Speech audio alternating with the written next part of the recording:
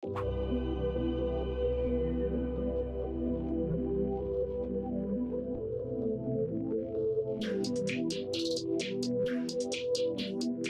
great to be here. Good morning to everyone.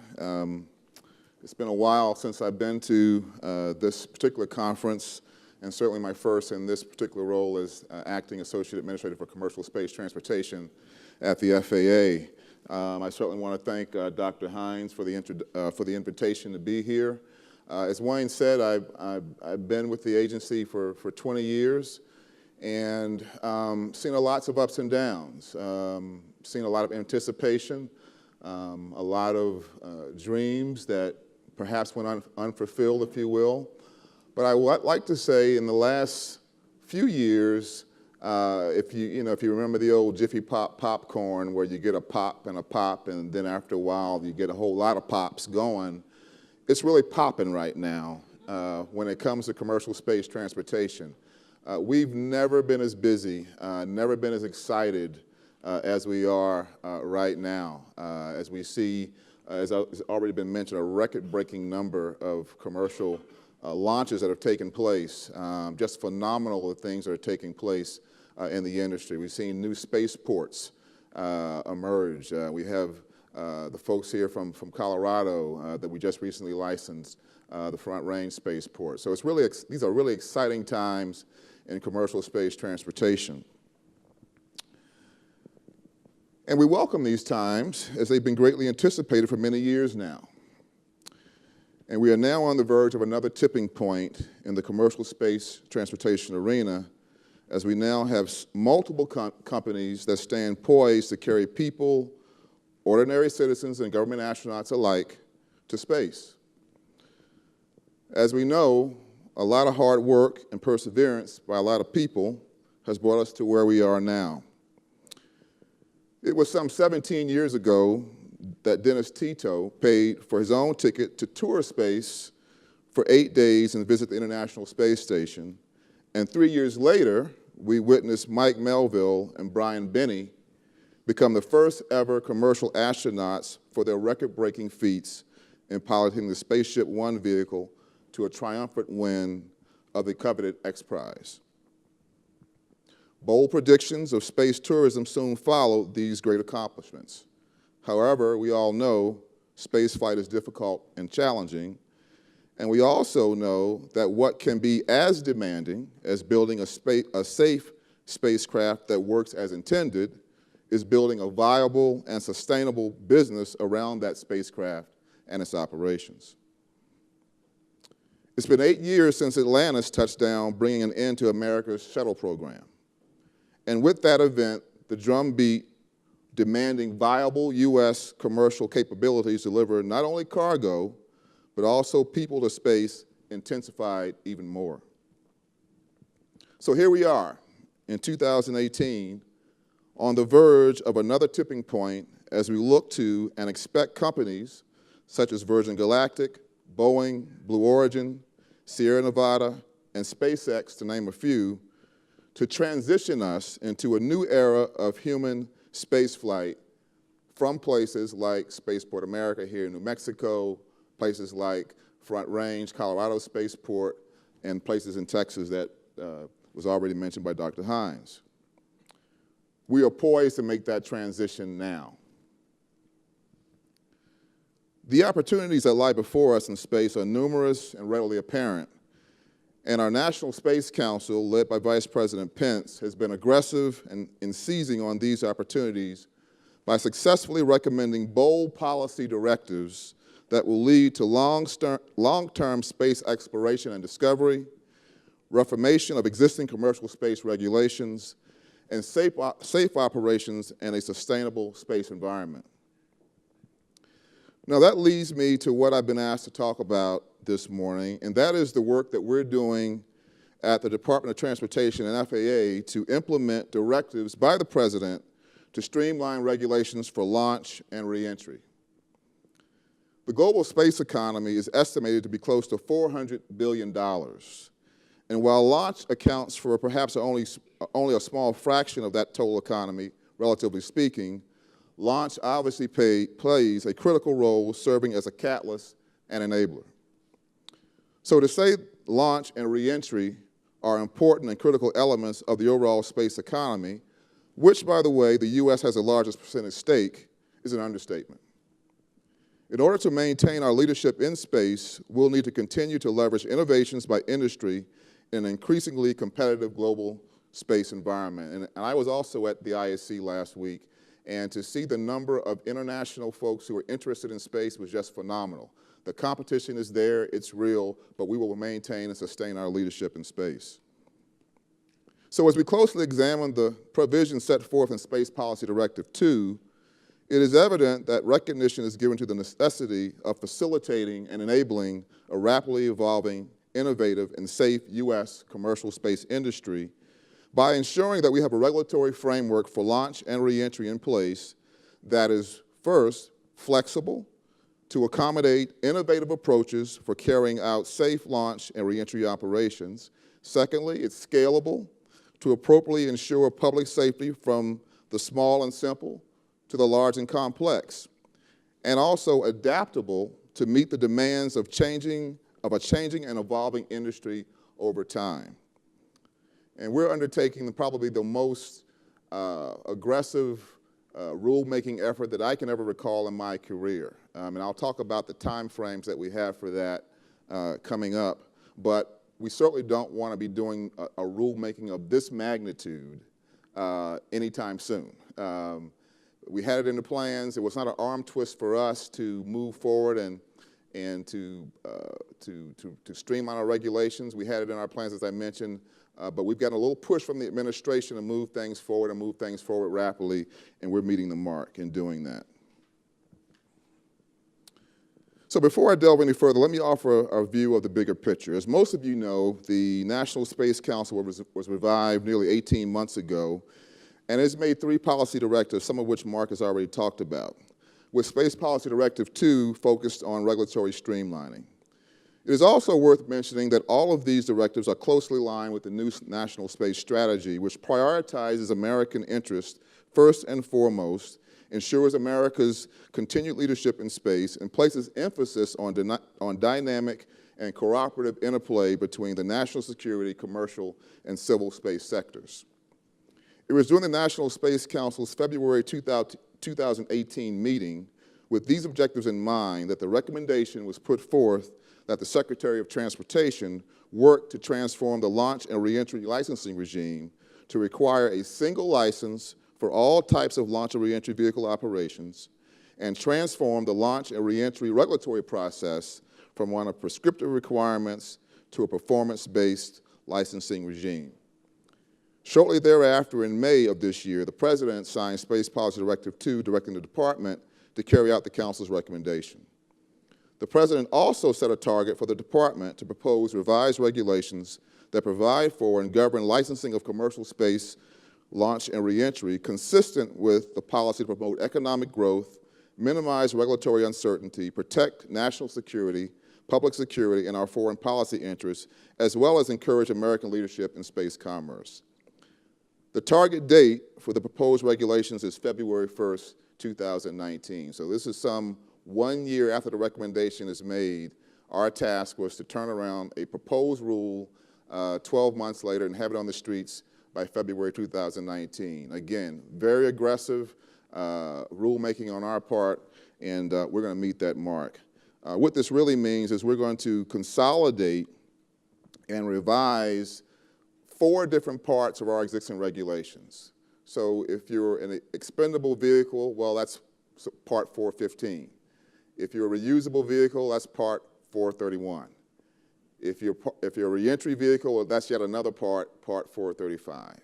We're going to consolidate those existing regulations into a single part, and we're going to move away from prescriptive, burdensome regulations to a performance-based regime that will allow industry to innovate and come up with solutions as to how they want to comply and meet those performance-based regulations. We think this is going to be a big win for the industry.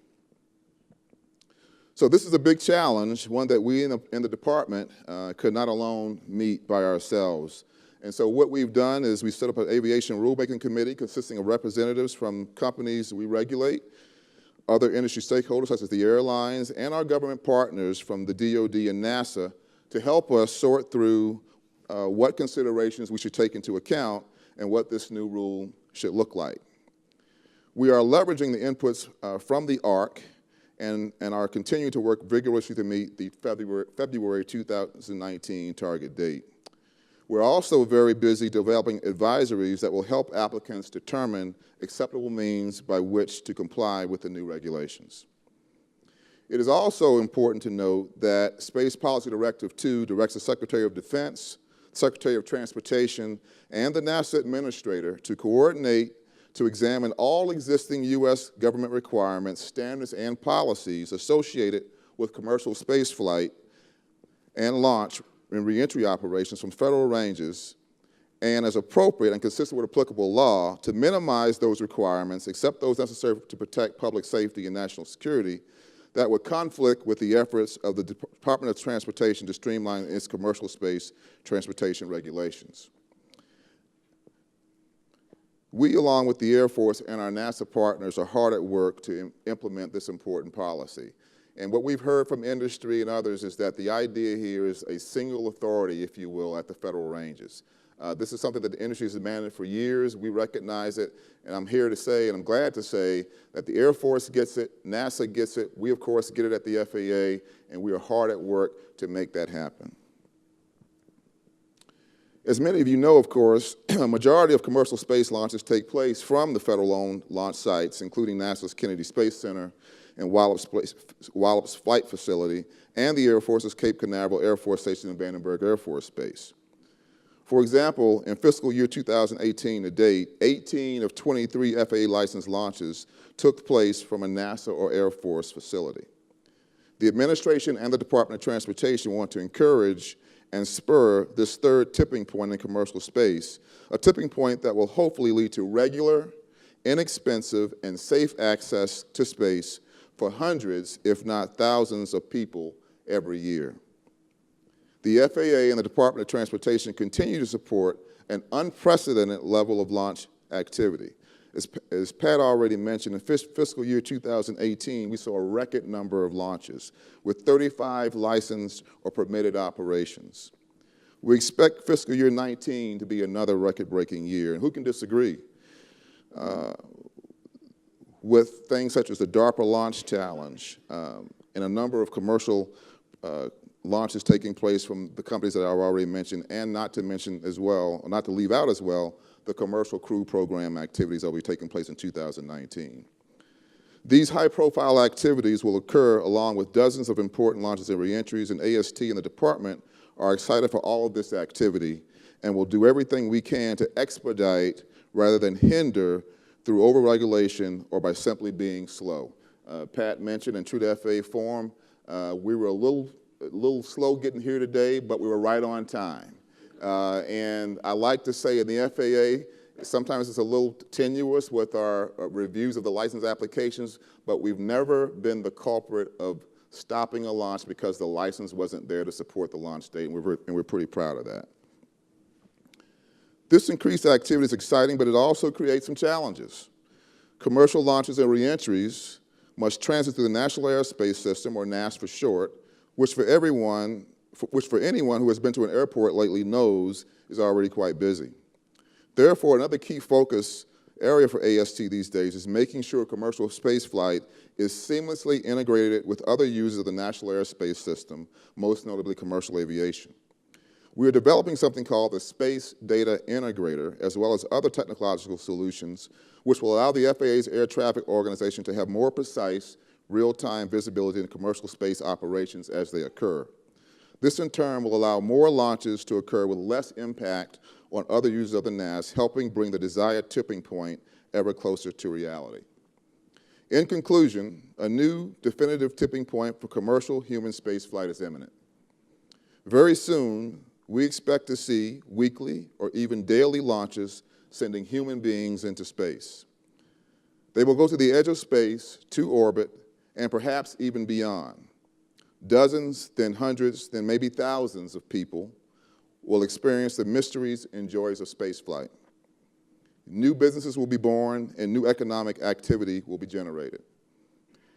And while all this is happening, the FAA, the Department of Transportation, and the entire U.S. government will be working every day to make sure the risk to the public is minimized.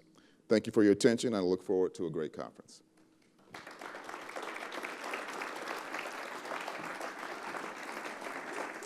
Thank you, Kelvin. Thank you. Appreciate you coming here and representing the office, which is so vital to what so many people in this room have to do.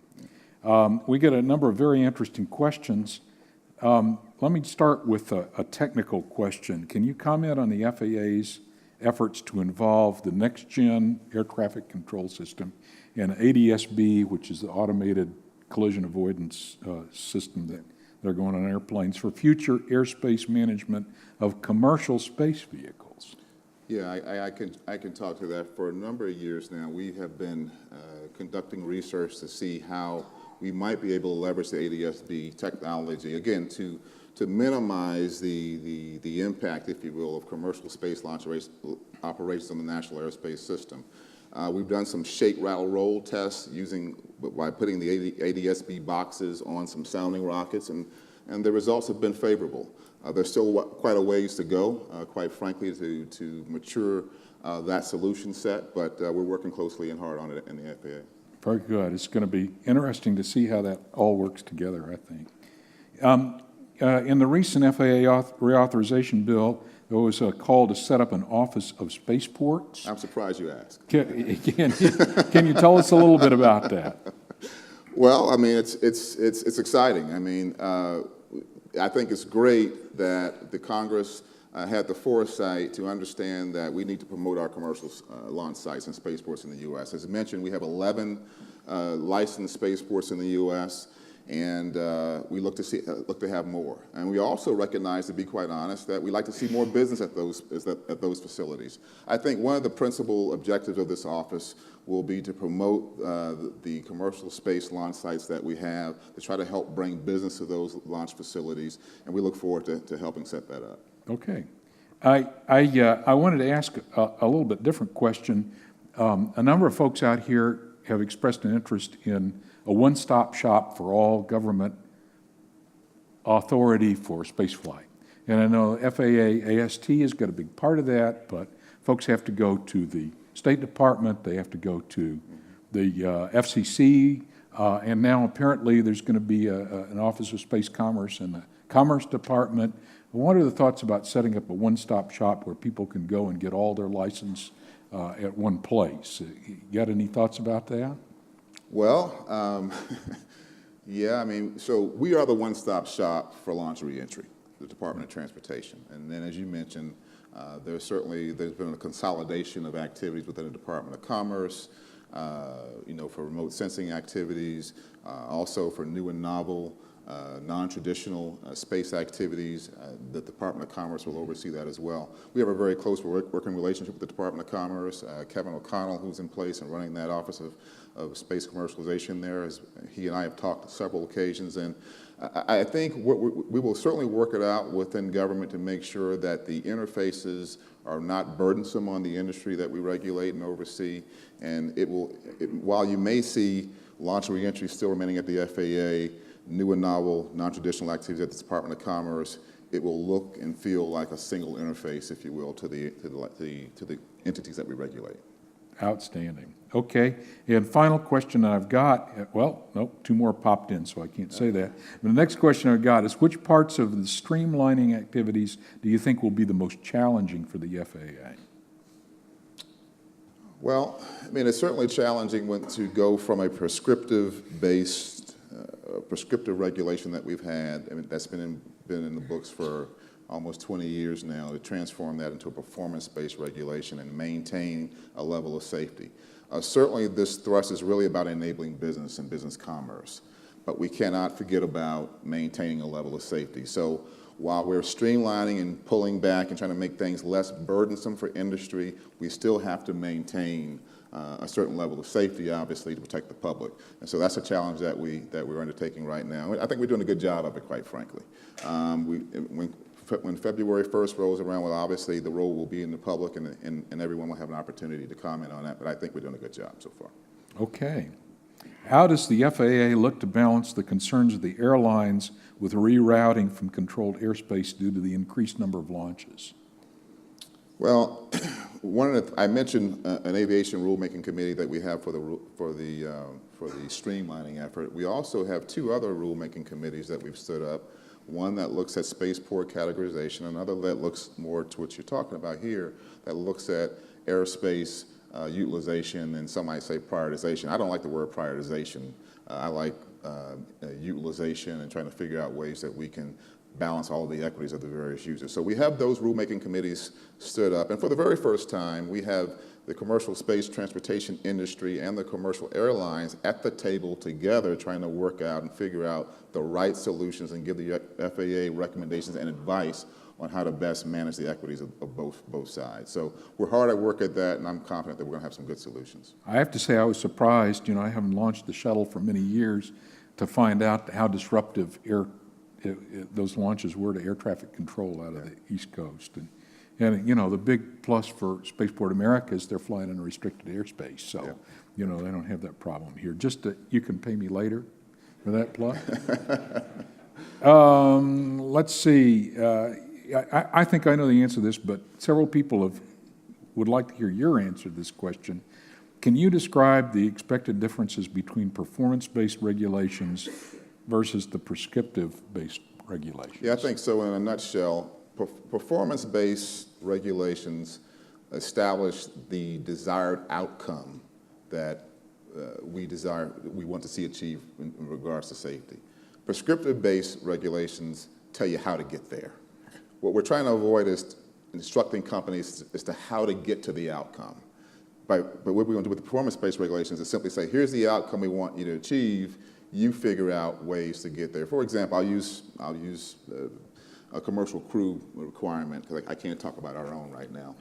But for commercial crew, one of the requirements is the astronauts must be returned safely after a 6-month deployment from the station home.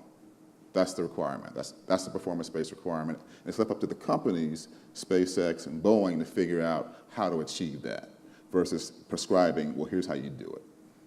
Very good. Okay. Let's see. Can you tell us about the plans for the annual AST conference next February, I think it is? We're looking forward to it. For the last couple of years, we've had the Commercial Spaceflight Federation serve as our co-sponsor, done an outstanding job with that conference. Last year, I think we had a record number of attendees. That's saying something to get people to come to Washington in February. Yes. For a conference. Yeah, we'll have another, we'll have our, I think it's be our 20th, I think. Maybe I'm off on the numbers, but we will have our next conference in February, and we look forward to having that robust discussion, obviously, on what we're doing in the rulemaking effort, as well as a number of interesting developments in commercial space transportation. Guaranteed last question here, because we're going to get off the stage. Do you see a day in the future when launch and reentry is treated like IFR flight plans? Not in the near future. But perhaps in the distant future. A lot has to take place. I mean, we don't certificate launch vehicles today. I don't envision that for years to come, but that's an element, I think, that has to be in place before we can get to the type of operations that we see on the commercial aircraft side. So perhaps one day in the future, but not so much in the near future. Well, very good, Kelvin. I know a lot of people will want to talk to you at the break, so thank you very much for being here and representing the FAA. Appreciate it. Thank you.